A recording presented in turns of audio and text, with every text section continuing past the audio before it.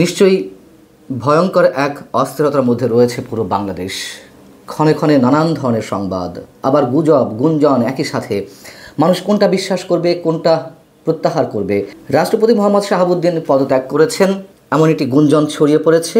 শুধু গুঞ্জন নয়, যখন এমন একটি সংবাদ তার নিজের ভেরিফাইড ফেসবুক আইডি থেকে মানুষের কাছে আসে, তখন তো অবশ্যই আতঙ্কিত না হয়ে পারা যায় না যে হঠাৎ করে তিনি পদত্যাগ করে বসলেন। আসলে বিষয়টি কী? এবং এটি এমন একটি বিষয়, রাষ্ট্রপতি মোহাম্মদ শাহাবুদ্দিন সাহেব নিজেই চমকে উঠলেন যে তার ফেসবুক আইডি থেকে তার রেজিগনেশনের খবর জানানো হচ্ছে। লেখা ছিল শুধুমাত্র রেজিগনেশন। শাহাবুদ্দিন সাহেব বিস্মিত হয়ে উঠলেন, কে লিখলো তার ফেসবুক আইডি থেকে এমন কথা, এমন শব্দ? তিনি তো আসলে পদত্যাগ করেননি। আসল ব্যাপার হচ্ছে যে যেটি জানা গেছে, তার ফেসবুক আইডি হ্যাকড হয়েছিল। পরবর্তীতে সন্ধ্যায় তিনি নিজেই আবার এই তথ্যটিই জানান যে না, তার ফেসবুক আইডি হ্যাকড হয়েছে, কেউ বা কারা এই বিষয়টি ছড়িয়ে দিচ্ছে। কিন্তু প্রশ্ন হচ্ছে, যারা হ্যাক করেছে, হ্যাক করার মাধ্যমে তার পদত্যাগের খবরটি ছড়িয়ে দিতে চাইছে, তারা কি আর এমনি এমনি করেছে? মজা নেওয়ার জন্য করেছে? মহামান্য রাষ্ট্রপতির ফেসবুক আইডি হ্যাক করা তো যেন তেন কোনো বিষয় নয়। নিশ্চয়ই যারা এটি করেছে তাদের বিশেষ নিশ্চিতভাবেই বলতে হবে। আমার কাছে কেউ কেউ ফোন দিলেন, তারা যে কতটা আতঙ্কের মধ্যে ছিলেন। আতঙ্ক মানে রাষ্ট্রপতি পদত্যাগ করেছেন শুধু এটিই নয়, কি হতে যাচ্ছে দেশে, কি হচ্ছে, কেন এই ধরনের গুজব ছড়ানো হচ্ছে, কেন সব কিছু নিয়ে খেলা চলছে। এবং রাষ্ট্রপতি মোহাম্মদ শাহাবুদ্দিনের পদত্যাগ একটি বিশেষ পক্ষ থেকে খুব জোরালোভাবে দাবি করা হয়েছে, তাকে চাপ প্রয়োগ করা হয়েছে দিনের পর দিন, সেটা তো আমরা ভালো করে জানি। এবং তার পদত্যাগ না ঘটালে সরকারের পতন ঘটানো হবে এমন হুমকিও তো আমরা পেয়েছি। তার বঙ্গভবন ঘেরাও করা হলো, গভীর রাতে সেখানে সংঘর্ষ সংঘটিত হলো, বঙ্গভবনের দেয়াল টপকে তার ভিতরে যাওয়ার চেষ্টা করা হচ্ছিল, এইসব খবর তো আমরা জানি। কিন্তু সেই পক্ষের বিরুদ্ধে কোনো ধরনের ব্যবস্থা নেওয়া হয়নি।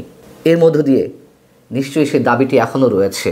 এবং রাষ্ট্রপতির পদত্যাগের বিষয়টি কারা ঠেকিয়ে রেখেছে সেটিও আমরা জানি। শুধুমাত্র বিএনপির আপত্তির মুখে এবং সেনা প্রধান ঢাল হয়ে দাঁড়িয়েছেন যে তিনি এই মুহূর্তে পদত্যাগ করলে বাংলাদেশের সাংবিধানিক শূন্যতার সৃষ্টি হবে।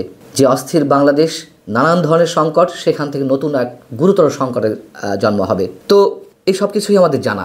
রাষ্ট্রপতির ফেসবুক আইডিটি হ্যাকড হয় মঙ্গলবার সন্ধ্যার দিকে, এবং তার স্ট্যাটাসগুলো, তিনি যে পোস্টগুলো দেন, সেগুলো সাধারণত তার যারা বন্ধু তারাই দেখতে পান।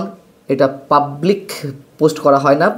নানান ধরনের ক্রাইটেরিয়া তো আছে ফেসবুকে, যে কারা একটি পোস্ট দেখতে পাবে, কারা দেখতে পারবে না, কারা কমেন্ট করতে পারবে, কারা কমেন্ট করতে পারবে না, কাদের কাছে হাইড করা হবে। তো হয়তো খুব কম সংখ্যক মানুষই তার এই পোস্টটি দেখেছেন। তার পোস্ট মানে রেজিগনেশনের এই খবরটি। প্রথম কথা হচ্ছে যে কেন এটি করা হলো? শুধুমাত্র গুজব ছড়ানো হলো? গুজবের পেছনে উদ্দেশ্যটা কী ছিল? এরকম একটি গুজব ছড়িয়ে কি বিশেষ কোনো পক্ষ দেখার চেষ্টা করলো যে তার পদত্যাগের খবরে আসলে মানুষের মধ্যে কী ধরনের প্রতিক্রিয়া সৃষ্টি হয়? প্রতিক্রিয়া বুঝে পরবর্তীতে মানে তারা কি নতুন কোনো চাপ প্রয়োগের চেষ্টা করার চিন্তাভাবনা করছিল? এমন কোনো ভাবনা কি নতুন করে আবার শুরু হয়েছে? নাকি তিনি সত্যি সত্যি পদত্যাগ করেছিলেন কারোর চাপে, বিশেষ কোনো গোষ্ঠীর চাপে, বিশেষ কোনো ব্যক্তির চাপে? এমন কি হতে পারে? আবার পরবর্তীতে বিশেষ কোনো জায়গার চাপে বা সমঝোতায় তিনি তার পদত্যাগ পত্রটি তুলে নিয়েছেন? আমরা নিশ্চিত করে কিছুই বলতে পারছি না।